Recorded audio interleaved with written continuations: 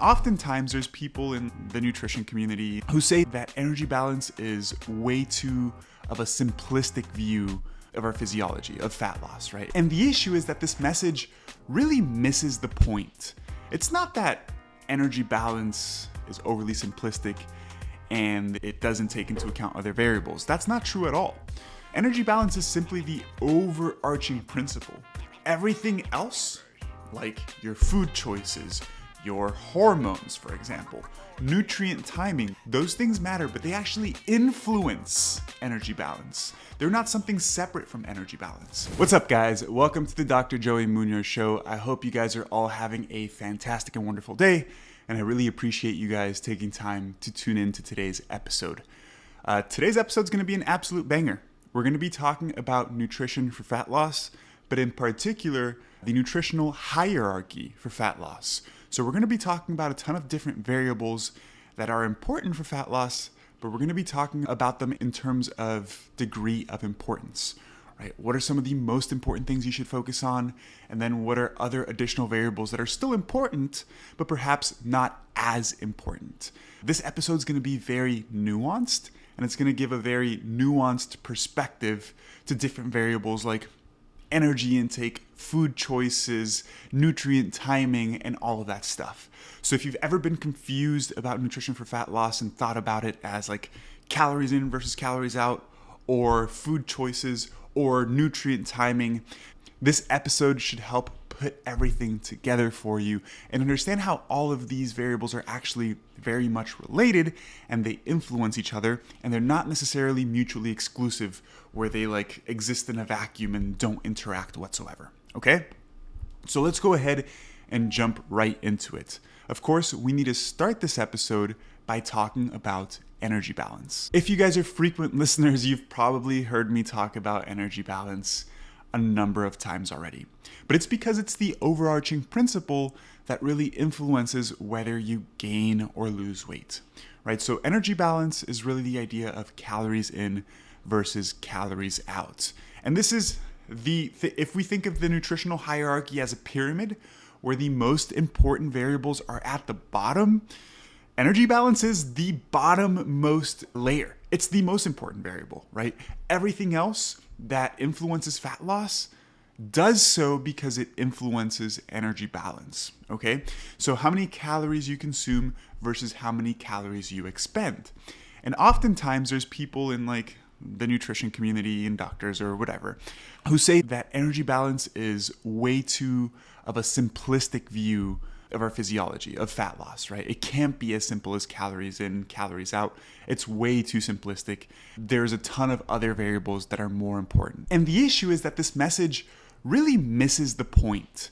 It's not that energy balance, calories in, calories out, is overly simplistic and it doesn't take into account other variables. That's not true at all. Energy balance is simply the overarching principle.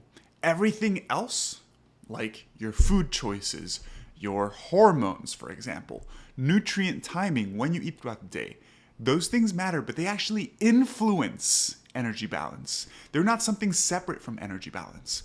So calories in, calories out on paper sounds like it's quote unquote something very simple, but it's actually something very complex because there's a ton of variables that influence both sides of the equations. There's a ton of variables that influence your energy intake, right? Your environment, your food choices, your emotions, your culture, your experiences as a child. All of these different variables influence your energy intake, right? And they are important, but they are not important outside or independent of the overarching principle, which is energy balance. And then similarly, there's a ton of different variables that influence our energy expenditure, your body composition, the type of exercise you do, how much you move throughout the day, your genetics, etc. There's a ton of different stuff that influences energy expenditure. So to say that energy balance is an overly simplistic view of weight loss, weight gain, etc., is simply not true. It's not simple at all because there's a ton of variables that influence both sides of the equation there, right? And what we're going to be mainly focusing on today is that energy intake component because we're going to be mainly talking about nutrition and the nutritional hierarchy for fat loss, right? So the bottom of this hierarchy, the most important variable, which we've just discussed, is energy balance. Okay, so obviously calories in, calories out is the most important thing. Now, let's start discussing what are some of the main variables that will influence the calories inside of the equation, right? So how many calories we consume, what is that influenced by? Well, I think the next logical step is to discuss food choices. So what types of foods are you consuming? And mainly, these foods influence how many calories you consume because they influence your hunger and your satiety regulation, right? If there are foods that you consume that help you feel really, really full with less food, you're likely going to eat less calories naturally because you're not feeling really hungry. On the other hand, if you're eating foods that are absolutely delicious and they're very hyper palatable, which means that they taste amazing, right? If you're eating those kinds of foods, you're way more likely to overconsume calories. So your food choices do matter, but they matter because they influence your energy intake. So what are some of the foods that we should be focusing on eating more? And by the way, guys, I did an entire episode on hunger and satiety regulation on this podcast, so make sure to go check that out. I'm just going to give a quick overview here of what those variables are, and you can go check out that episode, and it's like 30 minutes of me talking about hunger and satiety regulation and how to set yourself up for success, right? But the first things you should be focusing on is certainly eating more protein and fiber in particular. Protein and fiber are the two most satiating nutrients. In other words, on a per calorie basis, they help you stay full for longer, okay?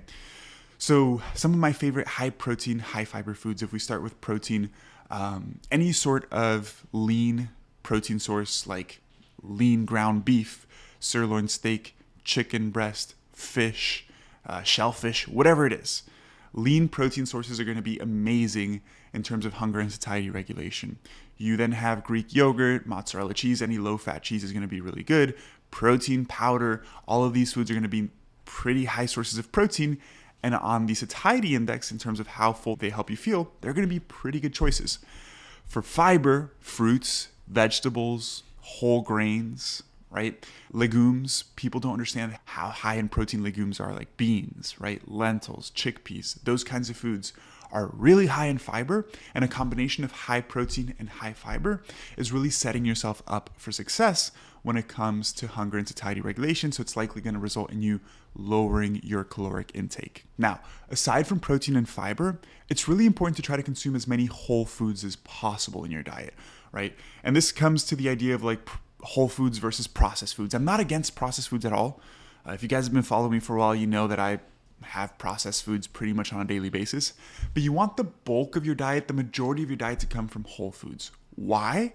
Because again, whole foods are just more satiating and less palatable than ultra processed foods, right? And whole foods being things that have been minimally processed, like meat, dairy, eggs, those kinds of foods, right? Fruits, vegetables. If I put a plate of spinach in front of you, and this is a horrible example because nobody just eats a plate of like plain spinach, but it just paints the picture well, right? If I put a plate of spinach in front of you and you're hungry, you'll probably eat some of it, but it's very easy to stop eating that, right?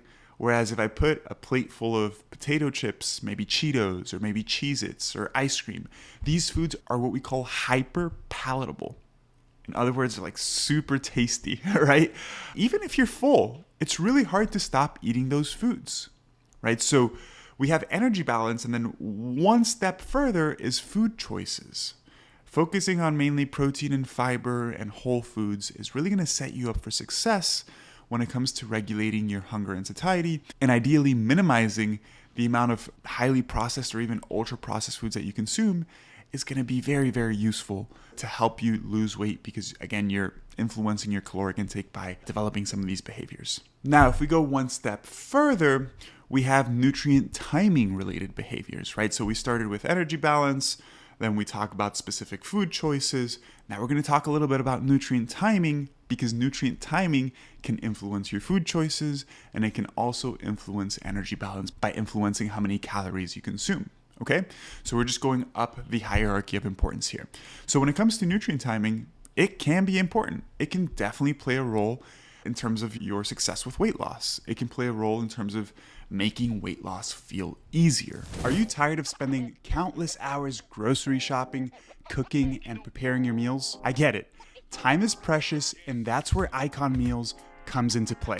I've partnered with Icon Meals to bring you delicious, macro-friendly, and high-protein meals that will make it easier than ever for you to achieve your fitness goals. I understand that you may have hesitations over the cost of a meal prep service compared to cooking food at home. But let's face it, how often do you spend more money eating out because you didn't have time to prepare your food at home anyways? With Icon Meals, you not only save time, but you invest in your health. These meals are carefully crafted to be healthier and more in line with your fitness goals than most of the food that you eat out anyways. So why wait? Visit iconmeals.com and explore their wide array of mouth-watering meals. And as a special bonus for listening to this podcast, use code JOSEPH10 at checkout for a special discount off of your order. By the way, you can find all of the necessary links in the description of this podcast. Don't let time be a barrier to your success. Choose Icon Meals and fuel your journey towards a healthier, fitter you. Okay, so what are some of these nutrient timing related behaviors? I think the most important thing to develop in terms of nutrient timing is having a consistent meal schedule, okay? And essentially it comes down to meal regularity. And there's two variables there. Consistent meal timing, right?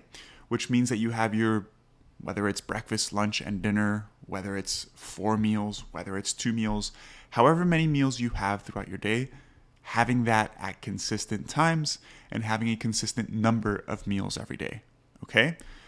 That's really important. And second to that is consistent meal size. So let's say you have a breakfast, lunch, and dinner. Your breakfasts should usually be this similar size. Your lunches should be a similar size. So if you normally have like 500 calories for breakfast, making sure that all of your breakfasts are of a similar caloric content, right? Making sure your lunches are similar size in terms of calories. It's better to have more regularity than less regularity, right? Less regularity would mean that today I had a 700 calorie breakfast. Tomorrow I had a small snack that was only 200 calories for breakfast. The day after I skipped breakfast. That's very irregular. The research does show that people who have greater degrees of regularity with both meal timing and meal size have better weight loss outcomes, and they have better weight loss management, right? And I think the reasons for this are pretty obvious. One, if you eat at similar times every day and your meals are a similar size, then it regulates your hunger nicely throughout the day, right? You're going to feel hungry at similar times every day rather than feeling hungry at seemingly random times throughout the day on any given day, right? It essentially regulates your hunger and satiety signals, which makes it easier for you to prepare ahead of time as well, right? If you're having breakfast, lunch, and dinner at similar times every day, you can prepare ahead of time, and it essentially makes it a lot easier for you to actually adhere to your dietary plan. If you have an irregular meal schedule where you eat at random times every day, you're probably not preparing ahead of time, which means that you're not prioritizing your nutrition as much as you should, which means that it's probably going to be a lot harder for you to stick to your nutritional plan, and you're going to be feeling hungry at random times throughout the day, and it's just going to make things way harder, right? So meal regularity is incredibly important. The number of meals you have per day or the times that you eat doesn't really matter all that much as long as you're regular with it, right? Moving to the next step is going to be consuming breakfast, right? So we're still talking about meal timing here. I just said that when you eat throughout the day doesn't matter as much. But I do think it's incredibly important for people to start off their day eating a nice, well-balanced breakfast. And ideally, your breakfast should be the largest meal of your day. Ideally. Okay, this is going to be for most people. And I know people like fasting and they like doing all of these random things. And for some people, it does work. But for the vast majority of people, you should eat a well-balanced breakfast, ideally within an hour and a half of waking up. Why? Because, well, twofold. One is when you have a large meal, it keeps you full for a certain amount of time after that, right? Let's say 4 or 5 hours. If you have your largest meal of the day in the morning, you're setting yourself up for success throughout the rest of the day because you're probably going to feel pretty full and satiated well into the afternoon, right? Now, most people have their largest meal at the end of the day for dinner, right? And there's nothing inherently wrong with that. But what happens is that satiating effect that you get for 4 or 5 hours after your dinner doesn't really matter because you're going to sleep, right? You're going to sleep soon after having dinner, probably an hour or two after having dinner, you're going to sleep. And then you're not getting that satiating effect because you're asleep. So it's like, who cares if you had a very large meal or not? Whereas if you have that very large meal first thing in the morning, then you can really regulate your hunger throughout the rest of the day very nicely. And now you can start to stack some of these things together too, right? Like eating breakfast and then making sure that you have a lot of protein and fiber in your breakfast. Now you start to see how these behaviors can stack together, right? If you have a well-balanced breakfast that's pretty high in protein and fiber, you're getting the benefits of nutrient timing, you're getting the satiating benefits of having protein and fiber at your first meal in the day, and you're just really setting yourself up for success throughout the remainder of the day, making dietary adherence a lot easier, regulating your hunger and satiety, and just improving your chances of successfully losing body fat, essentially, right? Now, aside from consuming breakfast, there are two other variables here that you might want to consider when it comes to nutrient timing. And that is, and this is similar to breakfast, it's consuming the majority of your food in the first half of your day, right? So if you have your breakfast at, 8 a.m. and you usually have your dinner at like 8 p.m., that's like a 12-hour eating window, right? The research does clearly show that people that eat more than half of their daily calories earlier in the day, right, in the first half of the day, so that would be like 8 to 2 p.m. If you get the majority of your calories earlier in the day, you're more likely to successfully lose weight.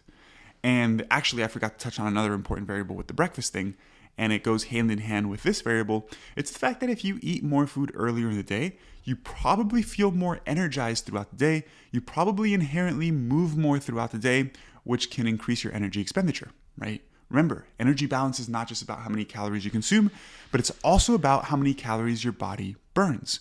And some of these behaviors are actually, multifaceted. They influence your energy intake, but they can also influence your energy expenditure. If you're eating well-balanced breakfast, if you're eating more food earlier in the day, you're more likely to move more throughout the day, which will increase your energy expenditure. So you have a double whammy there in terms of benefits for fat loss, right? And then the last nutrient timing behavior that you probably want to focus on is limiting food consumption before bed. And again, it's not that eating before bed makes you gain weight, right? As I mentioned before, these variables aren't important on their own outside of the context of energy balance. But it's the fact that eating a ton of food before bed or eating food before bed, you're probably not making the best food choices, right? You're probably not having, a salad with some chicken breast right before going to bed.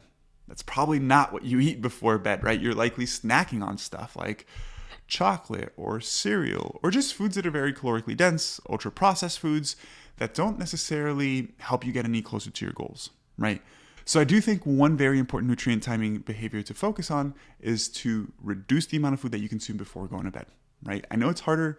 It's easier said than done, right? Most of us know that we probably shouldn't be snacking before bed. But, talking just here about behaviors that you should focus on developing, that's definitely one of them. So eating breakfast, having a well-structured meal schedule, eating the majority of your food earlier in the day, and then limiting how much you're snacking before bed. Those are the main nutrient timing behaviors that you should probably focus on to make your fat loss journey feel a lot easier. Okay, so we've talked about energy balance, food choices, nutrient timing. Next up is your environment, right? And you might be thinking, how the hell does my environment influence my fat loss? And it plays a huge role. It's actually a very important variable because often our behaviors are influenced by those around us, right? And by the behaviors of the people around us.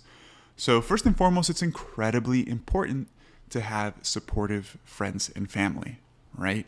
Like, for example, if you're trying not to eat before bed and yet your spouse or your friends are over your house and they're peer pressuring you into eating whatever, right? Late night snacks, and you're trying not to do that, or your friends and family are not supportive of your weight loss goals, it's going to be a lot harder to actually develop these behaviors, right? So again, your environment doesn't influence your ability to lose fat outside of the context of energy balance, but it influences your nutrient timing, it influences your food choices, which subsequently can influence energy balance, right? So your environment is really important.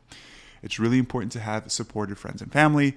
It's important to openly communicate with your close friends and your family and let them know what goals you have, why they're important to you, and why it's incredibly important for them to be supportive of the goals you're trying to achieve, right? and for them to support the behaviors you're trying to develop, right? Not to try to peer pressure you into things that you're trying not to do. Talking more about environment, your behaviors or where you go are also important, right? Because if you are somebody who goes out often to, let's say, the movies or to restaurants, right? These are exposing yourself to different environments where you might feel pressured to eat certain foods more often. And now, of course, you can go to a restaurant and have a healthy meal.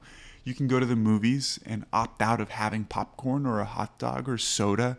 You can do those things. But there's no doubt, you can't fool yourself and say that it doesn't make those behaviors more difficult, right? Going to the movies and not having a hot dog and popcorn or a soda is a lot more difficult than if you didn't go to the movies and you didn't have those foods, right? So where we choose to go, the environments we choose to expose ourselves to do influence our behaviors, right? And some people do have better willpower, I'll call it, than others, and are able to navigate those situations very successfully.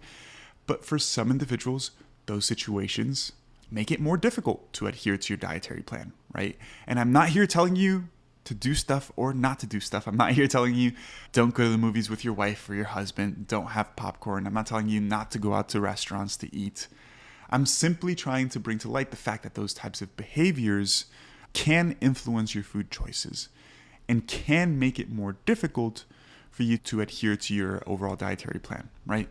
If, for example, you have a job where you're constantly meeting new people, you have business meetings, etc., and you're going out to dinner 3-4 times a week, you're traveling across the country, 1 week every month, and so you're going to restaurants, nice fancy restaurants that have delicious food, you really enjoy nice fancy food, that makes it a lot more difficult for you to stick to your overall dietary plan, right? If you go out to dinner with some business partners and everybody's having a nice ribeye steak and a Caesar salad that's drenched in dressing and some mashed potatoes and some red wine, and you're the only guy there ordering like a leaner cut of meat and not having the sides and not having alcohol and just having like a salad without the dressing, like doing that's a lot more difficult than if you like didn't partake in those behaviors, right?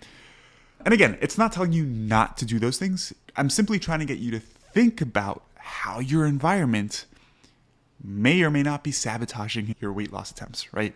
So the environment you expose yourself to can certainly, without a doubt, influence your food choices, can influence nutrient timing, which then again influences energy balance, which then again influences whether or not you lose body fat. Hey guys, some of you may not know that I'm the scientific advisor for a supplement company called Outwork Nutrition. I help with the formulation of new products to help ensure that they're effective and backed by science. Unlike many other supplement companies out there, we don't rely on exaggerated claims or flashy marketing tactics. Instead, we let the science speak for itself. We take pride in formulating products that deliver real results, helping you achieve your fitness goals in a meaningful way. If you're in the market for supplements like protein powder, pre-workout, or recovery products, make sure to check us out at outworknutrition.com. And as a thank you for being an avid listener of this podcast, use code Joey for an exclusive discount at checkout. You can find the link to our website down in the description of this podcast episode. Remember, our goal is to empower you with science-backed supplements that truly make a difference. Choose Outwork Nutrition and elevate your fitness to new heights. Now, the cool thing here is that you could actually set your environment up for success, right? Your environment isn't just where you go, like going to dinner 2 or 3 times a week. You're at home, typically most people are at home, a lot more than these other environments like the movie theaters or a restaurant, right? So you can actually set up your home environment for success. And again, this comes down to talking to your family and your friends and making sure they're supportive and on par with this, because there are small little changes that you can make to your home environment that will make it a lot easier for you to adhere to your dietary plan, right? One of the things you can do is rearrange the way you have food in your fridge. For example, at eye level, you probably want to have the foods that you want to consume more of, right? When I open my fridge, the first thing I see is my vegetables, my fruits, eggs, lean protein, because we're way more likely to just grab the stuff that's right in front of us, right? Similarly, your pantry, you can rearrange the way you have food and snacks at home, right? When I go into my pantry, the stuff that I want to eat less of is usually tucked away more, so I don't see it all the time, right? Like way in the back I have chips and stuff like that I do eat, but I want to have it with less frequency.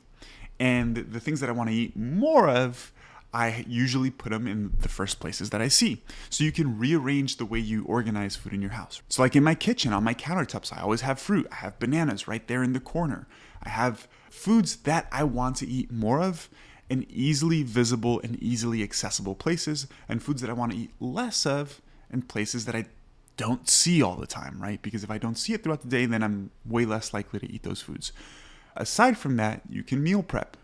Meal prepping is setting up your environment for success, right? Because if your meal is already prepared, you're way more likely to eat the meal that you planned on eating rather than snacking on something else because you didn't have time to make a meal, right? And maybe you take time once a week to meal prep and you have a bunch of protein made, a bunch of veggies, and it just makes it a lot easier, right? So setting your environment up for success is a really easy way to adhere to your dietary plan. And again, environment doesn't cause weight loss or weight gain outside of energy balance, but it does influence energy balance. And one more thing I do personally in terms of environment is keeping things out of the house that I know I don't have much self-control over, right? For example, if my wife and I go to the supermarket and I buy a 24-pack of chocolate chip cookies, which I love, they're going to be gone in a couple of days. Like, I'd rather just not have it in the house. And that's a rule that like my wife and I have. Like if this isn't always, because obviously sometimes we buy a 12-pack or a 24-pack of chocolate chip cookies, but we don't have it at home all the time. If we want something like that, we have to leave the house, go to the store, and buy one. And we'll usually like buy one chocolate chip cookie, and enjoy it. But we're not going to buy a whole 24-pack and keep it in the house because that's not helpful, right? We're just like going to cave in.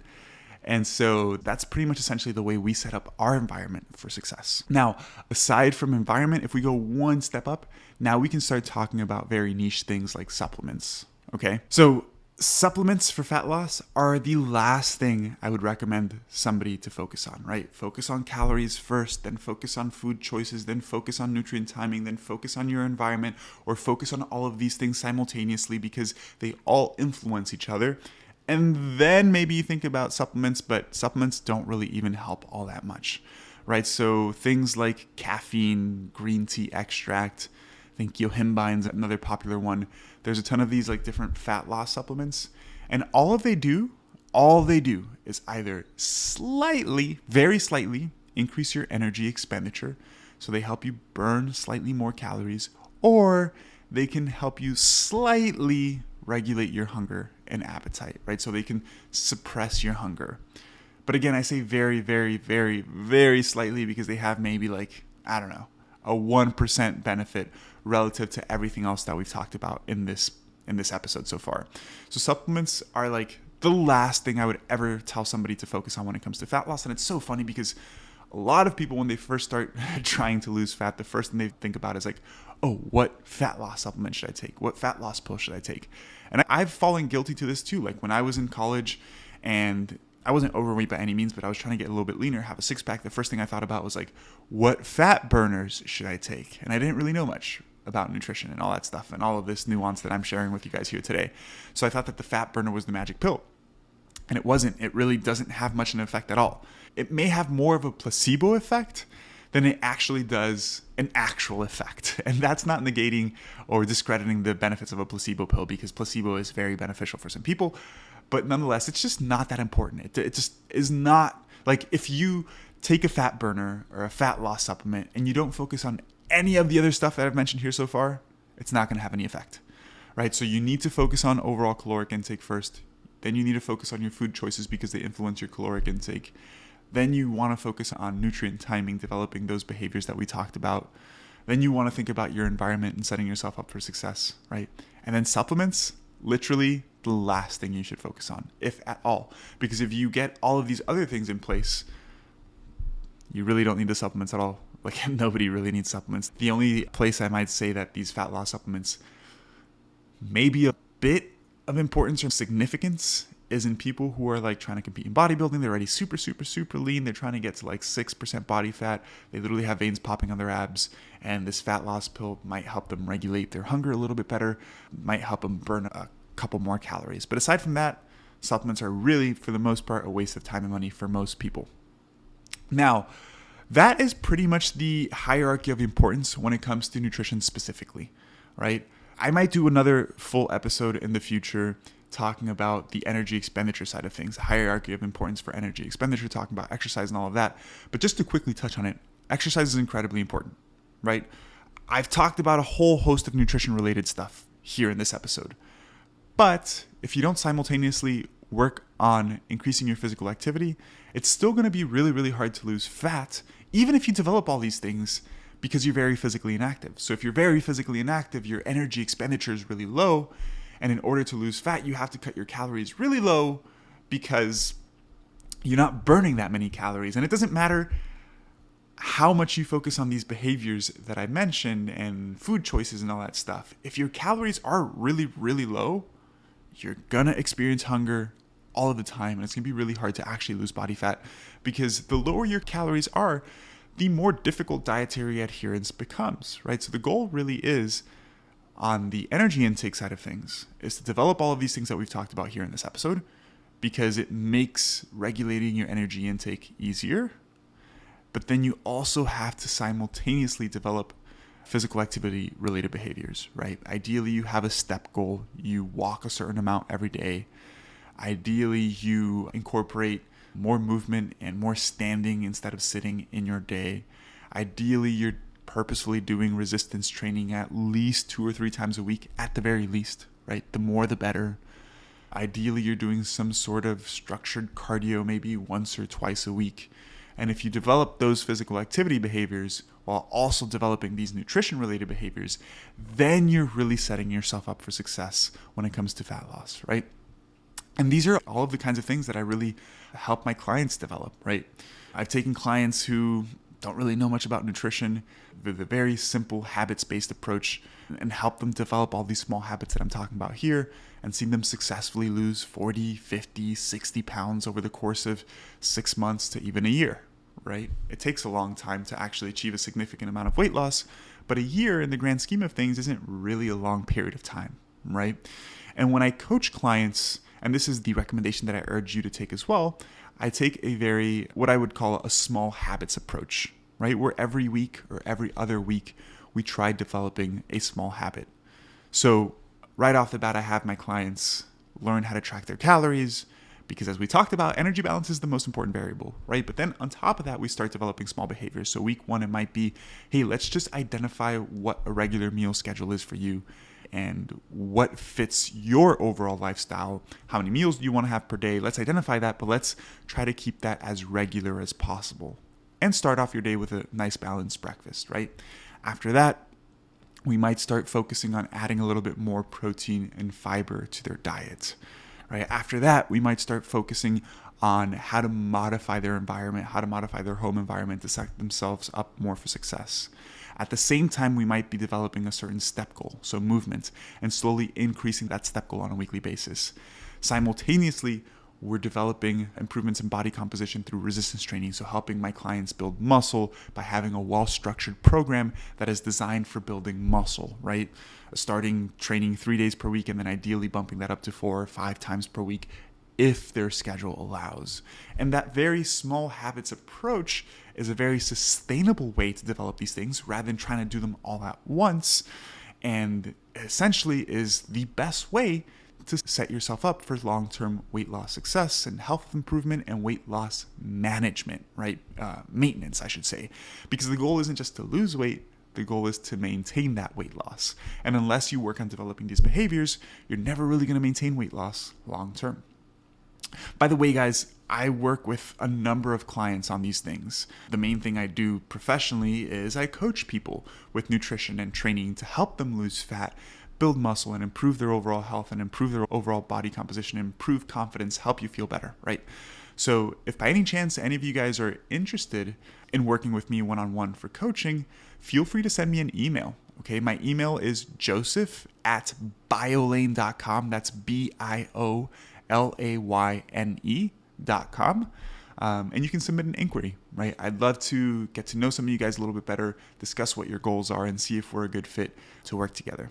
Anyways, guys, I thank you so much for listening to this entire episode. If you're watching on YouTube, please take a second to subscribe to my channel and give it a thumbs up. Give the video a thumbs up. It helps me a ton. And if you're listening to this on whatever podcasting app, I would greatly appreciate if you took a second to leave me a review, okay, and rate the podcast. At the end of the day, I do these episodes for free. They take a lot of time and effort. Obviously, it's not bothersome at all because I love doing this stuff. But the one way you could really show your appreciation for the show and help the show grow, which ultimately helps more people improve their health and lose fat and be happy and not be confused about what to do and what not to do and fall for all the shitty misinformation there is on social media, is by leaving a review and rating this podcast, right? Because that helps spread the message to more people. Anyways, guys, again, I appreciate every single one of you. I hope you guys found this podcast episode valuable, and I'll catch you in next week's episode. Peace.